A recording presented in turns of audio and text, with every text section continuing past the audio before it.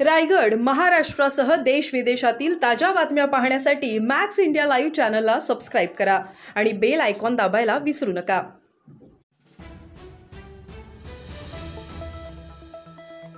चौल मतदारसंघातून डॉक्टर सचिन राऊळ रायगड जिल्हा परिषद निवडणुकीत नशीब आजमावणार।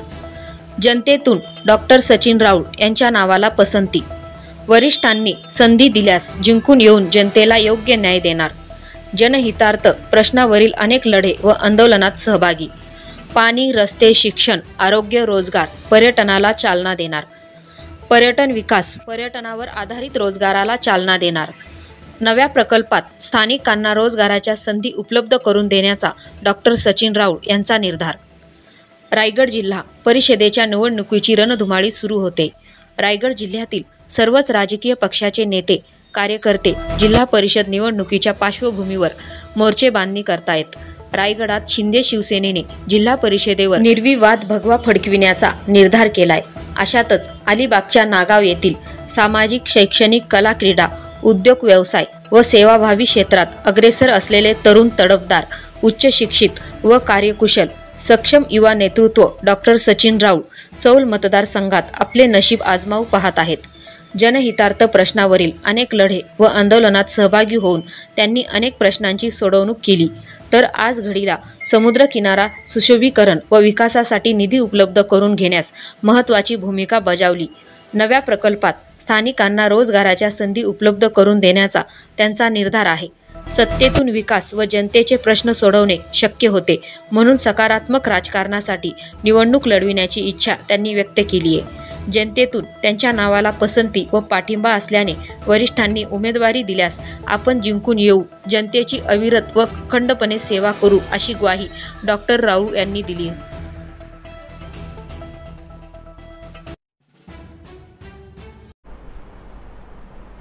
आगामी जिल्हा परिषद निवडणुकांची रणधुमाळी आता सुरू होणार आहे आणि एकूणच सर्वच राजकीय पक्ष आणि राजकीय नेते हे मोर्चे बांधणीच्या कामामध्ये लागलेले आहेत। मात्र यावर्षी जर आपण बघितलं तर तरुण चेहरे जे आहेत ते मोठ्या प्रमाणावर इच्छुक आणि उत्सुक आहेत। जनतेतून देखील तरुण चेहऱ्यांना मोठं पाठबळ आणि पाठिंबा मिळतोय। काय सांगाल, जिल्हा परिषद निवडणुकीसाठी आपलं नाव चर्चेत आहे, कोणता मतदारसंघ असेल आणि काय आपली राजकीय भूमिका असेल? सर्वप्रथम नमस्कार, मी सचिन राऊळ। आमदार साहेबांचा माझ्यावर आशीर्वाद असेल, हात असेल तर नक्कीच हे येणारं जिल्हा परिषदचं इलेक्शन आहे ते लढवण्यासाठी मी उत्सुक असेल।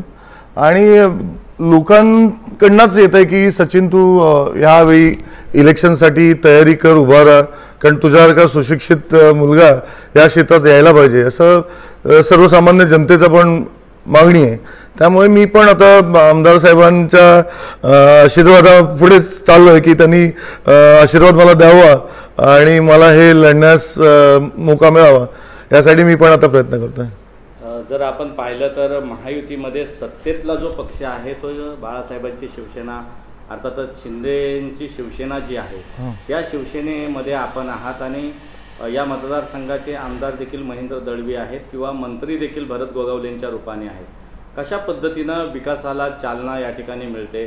आपल्याकडे जर जिल्हा परिषदेचं नेतृत्व आलं किंवा संधी आली तर कशा पद्धतीनं जनहिताची कामं आपल्याकडून होती? विकास कामाचा जो धडाडा जो आमदार साहेबांनी लावलेला आहे किंवा आपले गोगावले साहेबांनी लावलेला आहे, त्यांच्याच कामांवर खुश होऊन आपण त्यांच्याबरोबर काम करत आहोत। आणि आता आमचा नागाव बीच असेल जो टुरिझमसाठी प्रसिद्ध आहे, आजपर्यंत लाखो पब्लिक आमच्या बीचवर येत आहे आणि पुन्हा जेव्हा ते रिपीट येतात तेव्हा त्यांचं म्हणणं आहे की आम्ही 10 वर्षापूर्वी आलो, 5 वर्षापूर्वी आलो, त्याच्यापेक्षा आता बीच खराब होत चाललाय, डेव्हलपमेंट होत नाहीये।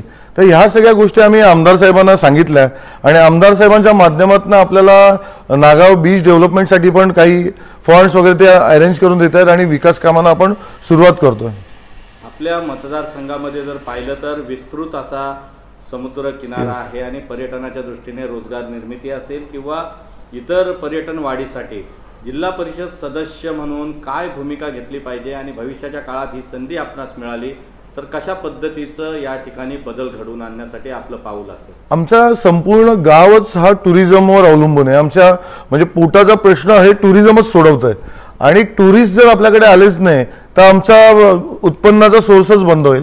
सो आम्ही आमदार साहेबांच्या माध्यमातून नागावचं टुरिझम कसं वाढेल, नागावचा व्यवसाय कसा वाढेल यासाठी खूप प्रयत्नशील आहोत आणि आमदार साहेब नक्कीच आम्हाला साथ देत आहेत. त्याच्यात पर्यटन विकासाच्या संधी या ठिकाणी आहेत, मात्र या ठिकाणचे जर आपण बघितलं तर सध्या पावसाळ्यामध्ये अतिवृष्टीमध्ये रस्त्यांची जी दुरावस्था झालेली आहे त्यामुळे पर्यटनावर फटका बसतोय. रस्ते दुरुस्तीसाठी किंवा रस्त्याच्या प्रश्नावर आपण अनेकदा आंदोलनं देखील केलेली आहेत.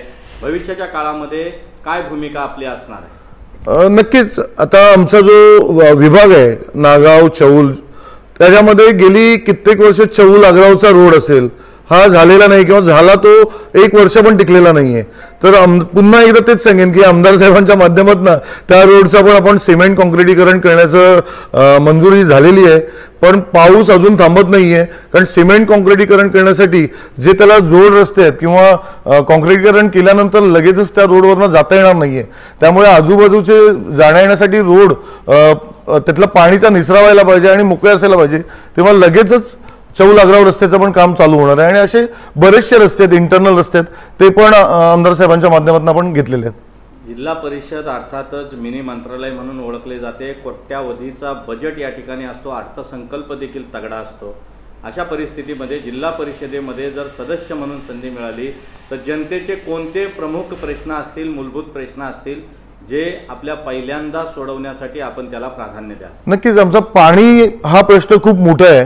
जो उमटे धरणाचं पाणी आहे ते अजून आमच्याकडे पोचत नाही. अगोदर कित्येक वर्ष वेगवेगळ्या नेत्यांनी खूप साऱ्या घोषणा केल्या, पण MIDCचं पाणी आम्हाला अजून आलेलं नाहीये. नक्कीच त्या प्रश्नांवर मी जास्त जोर देईन, पाणी, रस्ते आणि लाईट. मतदारसंघामध्ये जर आपण बघितलं तर आपला जो प्रतिस्पर्धी असेल तो महाविकास आघाडीचा असेल. आपण महायुती आणि महाविकास आघाडी अशी टक्कर होईल. महाविकास आघाडीचा कोणताही प्रतिनिधी जर आपल्यासमोर बलाढ्य उभा राहिला तर त्याला कशी आपण तोड द्याल? आमदार महेंद्र दळवी यांची साथ आपल्याला कशी लागेल? मी तर पूर्णपणे विकास कामांच्या जोरावरच याच्यात लढाई करीन. मी राजकीय तेवढा हे नाहीये. मी व्यवसाय आणि सगळ्यांना एकत्र घेऊन काम करायला मला आवडतं. पण राजकीय जे आमचे आमदार साहेब आहेत त्यांच्या म्हणण्याप्रमाणेच मी पुढे जाईन. मतदारसंघामध्ये तेथील जनतेशी आपला संपर्क कसा आहे, जनसंपर्क कसा आहे? आपण कोकणातल्या नारळफोडी स्पर्धेच्या माध्यमातून देखील आपण लोकप्रिय आहातच. जनतेचे अनेक प्रश्न आपण या ठिकाणी बंधारा असेल किंवा अनेक विषय आपण सातत्यानं घेता. आता सध्या एक राजकीय भूमिका म्हणून जनता आपल्याला स्वीकारेल का? नक्कीच. मी जेवढ्या पण ऍक्टिव्हिटीज असतात, मग ते कबड्डी, क्रिकेट, नारळफोडी असेल किंवा बैलगाडी स्पर्धा असेल, सगळ्याच ठिकाणी सहभाग घेतो. सगळ्या प्रकारच्या स्पर्धा आयोजित करत आलोय. पण नुसतं स्पर्धा आणि याच्यावर न राहता विकास कामांचाच अजेंडा मी ठेवून पुढे जाण्याचा प्रयत्न करेन. भविष्यामध्ये तुमच्या डोक्यामध्ये अशा कोणत्या संकल्पना आहेत, कोणत्या योजना आहेत की ज्या सरकारच्या माध्यमातून या ठिकाणी मोठ्या प्रमाणावर सोडवणं शक्य आहे? ज्या पद्धतीनं आपण जर बघितलं तर बंधारा देखील उद्ध्वस्त होतोय आणि अनेकदा आपण आंदोलनं देखील केलेली आहेत. सरकारच्या माध्यमातून आपण कशा पद्धतीनं हा प्रश्न सोडवा? नक्कीच. बंधाऱ्याचा पाठपुरवठा गेली कित्येक वर्ष आम्ही करतोय. मीडियामध्ये पण कित्येक वेळा तुम्ही बाईट्स आणि घेतलेल्या आहेत. बंधारा होणं खूप गरजेचं आहे, कारण बंधारा नसल्यामुळे काही भाग हा समुद्राने विळख्यात घेतलाय. तिथली फॉरेस्टमधली झाडं गळून गेली आहेत आणि पाणी गावाच्या दिशेने वाटचाल करते. त्यामुळे काही पाण्याचा प्रश्न गावामध्ये खूप उद्भवलाय, कारण समुद्राचं पाणी जवळ गावाच्या यायला लागल्यामुळे जे विहिरी आहेत, आमचा जो सोर्स आहे, त्या पाण्याची चव बदलली आहे. क्षारांचं प्रमाण वाढलंय, खारं पाणी झालंय आणि आमच्याकडे अजून MIDC लाईन किंवा उमट्या धरणाची जी लाईन आहे त्याला पाणीच येत नाहीये किंवा खराब किंबहुना आलं तर खराब येत आहे. तर बंधारा होणं खूप गरजेचं आहे. त्याच्यासाठी मी पूर्ण पाठपुरावा आम्ही आमच्या ग्रामस्थांमार्फत घेत आहोत आणि आमदारांपर्यंत पण, आमदार साहेबांपर्यंत पण हा प्रश्न आम्ही पोहोचवला आणि ते त्यातनं लवकरच मार्ग काढून देणार आहेत. आपण शेतकरी कामगार पक्षाशी कनेक्ट होतात आणि त्यानंतर आपण शिंदे शिवसेनेमध्ये आलेले आहात. काय आपली भावना आहे? शेतकरी कामगार पक्षाबद्दल आपलं काय मत आहे आणि आता सध्या शिवसेना शिंदे गटाकडून काय अपेक्षा आहेत ज्या आपण जनतेसाठी आपल्याला त्या पूर्णत्वास न्यायच्या? मी विकासाचा अजेंडा घेऊनच या पक्षात, जो सत्तेत पक्ष आहे त्याच्यामध्ये येण्याचा निर्णय घेतला आणि सत्तेत असणं गरजेचं आहे. जर कोणतीही विकास कामं व्हायची असतील तर सत्तेतल्या पक्षाबरोबर सत्तेतल्या नेत्यांबरोबर राहणं गरजेचं आहे. त्यांच्याबरोबर राहिलो तरच आपल्या गावाचा आपल्या विभागाचा विकास होऊ शकतो. बाकी जर शेतकरी कामगार पक्षाबद्दल बोलायचं झालं तर नाराजी हा भाग नाही आहे. फक्त मला विकास कामं आणि सत्तेतल्या असणाऱ्या आपल्या नेत्यांबरोबर राहायचंय आणि आपल्या गावाचा आपल्या विभागाचा विकास करायचा आहे, जो आतापर्यंत कित्येक वर्षात झालेला नाही. तरुणांच्या पुढे एक आदर्श आणि प्रेरक नेतृत्व म्हणून आपल्याकडे तरुणाई पाहते. तरुणांच्या गळ्यातील ताईत म्हणून देखील आपला या ठिकाणी उल्लेख सातत्यानं वारंवार होतो.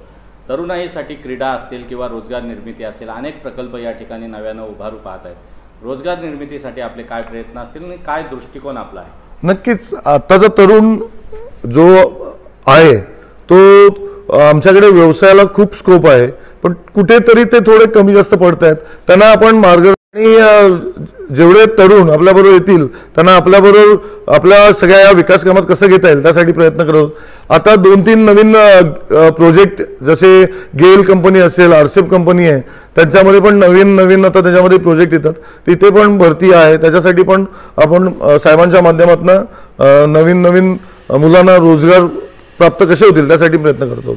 जिल्हा परिषद निवडणुकीमध्ये आपण या ठिकाणी नेतृत्व करण्यासाठी आपण या ठिकाणी उडी मारत आहात किंवा आपण आता उमेदवार म्हणून आपण या ठिकाणी जर आपल्याला संधी मिळाली, जनतेला आपलं काय आव्हान असणार आहे की जनतेसाठी तुमच्याकडून आतापर्यंतच्या जिल्हा परिषद सदस्यांकडून कोणती कामं झाली नाहीत किंवा आता पुढे भविष्यामध्ये तुम्ही जनतेच्या हितार्थ कोणते प्रमुख अशी कामं अशी कराल की ज्यामुळे जनता तुम्हाला स्वीकारेल? नक्कीच जर आमदार साहेबांनी मला संधी दिली तर मी नक्कीच या जिल्हा परिषदला उभं राहण्यासाठी तयारी दाखवीन. तयारी आहे. आणि जो आपला गाव आहे किंवा आपला जो जिल्हा परिषद विभाग आहे तिथे अनेक समस्या आहेत ज्या अगोदरच्या जे सदस्य होते किंवा जे निवडून आलेत त्यांच्या माध्यमातून झाल्या नाहीत, ते आपण 100% पूर्ण करू. पुन्हा तेच की रस्ते, पाणी हे जे बेसिक प्रश्न आहेत ते पण काही ठिकाणी अजून सुटलेले नाहीत, ते पण आपण पूर्ण नक्कीच करू. एक शेवटचा प्रश्न आहे की नागाव हे जागतिक पर्यटन स्थळाच्या नकाशामध्ये त्या ठिकाणी येतंय. प्रचंड असं प्रसिद्ध असं आहे आणि मोठमोठे सेलिब्रिटी असतील किंवा VIP असतील, पर्यटक असतील, राज्यभरातून, देशभरातून, जगभरातून या नागावला भेट देतात. पर्यटनाच्या दृष्टीने अशा कोणत्या उणिवा आहेत या ठिकाणी ज्या तुम्हाला पूर्णत्वास नेता येतील आणि सत्तेच्या माध्यमातून किंवा आमदारांच्या माध्यमातून तुम्हाला कशा पद्धतीने ते प्रश्न सोडवता येतील आणि काय सध्या तुम्ही प्रयत्न करत आहात? आता तुम्ही पक्ष बदल देखील केलेला आहे. हो, आम्ही सर्वप्रथम आता बीच डेव्हलपमेंटसाठी आमदार साहेबांच्या माध्यमातून जो सुशोभीकरण असेल, जास्तीत जास्त टुरिस्ट आपल्या गावाकडे आपल्या बीचकडे कसे अट्रॅक्ट होतील, ते आल्यानंतर इथे सर्वसाधारण दिवसा लोक बीचवर येतात, वॉटर स्पोर्ट्स करतात, त्याच्यानंतर जिथे रूम घेतली असेल तिथे राहतात, पण रात्री त्यांना बीचवर येता येत नाही कारण तिथे तेवढी सोयी सुविधा नाही आहेत. तर त्या सगळ्या सोयी सुविधा आपण करायच्या आहेत आणि तशी मागणी आपण आमदार साहेबांकडे केली आहे आणि त्यांनी बराचसा निधी आम्हाला मंजूर करून दिला आहे. आणि त्याच्याबद्दल आता आर्किटेक्ट पुण्यावरनं पण आता 2 दिवसापूर्वी सरकारमार्फत आर्किटेक्ट वगैरे आलेले, ड्रॉइंग ब्ल्यू प्रिंट बनवणं वगैरे चालू आहे. तसेच आमच्या आता बाजूला एक हिरानंदानी म्हणून प्रोजेक्ट आमच्या गावाला चिकटून होतोय. तर आता हा प्रोजेक्ट तर खूप मोठा आहे, आमच्या प्रोजेक्टला विरोध नसणार आहे, पण आमच्या या आजूबाजूचा जो गाव आहे त्या गावाला आमच्याकडे मूळ महत्वाची एक समस्या आहे की मेडिकली आम्ही खूप मागे आहोत. डॉक्टर क्षेत्रामध्ये आम्ही थोडे मागे आहोत. आमच्याकडे नागावमध्ये पहिले एक डॉक्टर वैद्य आणि डॉक्टर ओक होते, तेव्हा रात्री अपरात्री आमच्या गावातला कोणी आजारी पडलं काय पडलं तर आमचा इलाज होत होता. आताची परिस्थिती थोडीशी बिकट झाली आहे की आता कोणाला रात्री इमर्जन्सी असेल तर आम्हाला अलिबाग शिवाय पर्याय नाही आहे. तर हिरानंदानीचा जो प्रोजेक्ट होता तो आमच्या नागाव गावाला किंवा चौल रेवदंडा म्हणजे सेंट्रल प्लेसवर आहे. तर आमची मागणी असेल की तिथे एक चांगलं दर्जाचं हॉस्पिटल व्हावं आणि आम्हाला त्या गाववाल्यांना किंवा जे आजूबाजूचे परिसरातले आम्ही नागरिक आहोत त्यांना तिथे मोफत किंवा काही शुल्क घेऊन चांगल्या प्रकारची ट्रीटमेंट मिळावी ही आमची मागणी असणार आहे. आदिवासी बांधव असतील किंवा शेतकरी असतील, कष्टकरी वर्ग असेल, या वर्गासाठी आपलं काय महत्त्वाचं योगदान राहणार आहे? युवती आणि महिलांसाठी काय योगदान राहणार आहे किंवा भविष्यात त्यांच्यासाठी आपलं काय विजन आहे विकासाचं? नक्कीच आता इथे महिला वर्गांना पण आपण बरेचशा आमचा जो टुरिझम व्यवसाय आहे त्याच्यामध्ये महिला वर्ग पण बरंचसं काम करत आहे. आम्ही त्यांच्या